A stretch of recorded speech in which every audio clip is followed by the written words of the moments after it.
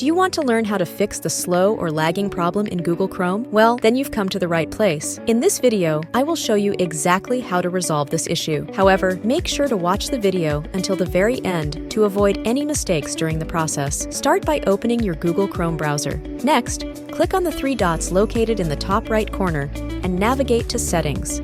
Then, click on System from the menu in the left corner.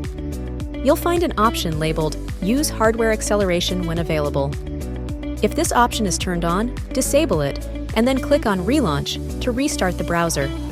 Proceed by clicking on Extensions and disabling any unwanted extensions that are not necessary. After completing this step, return to the settings and go to About Chrome. Ensure that you are using the latest version of Chrome. As you can see, I cannot update it due to running an older version of macOS, but you should have the option to update.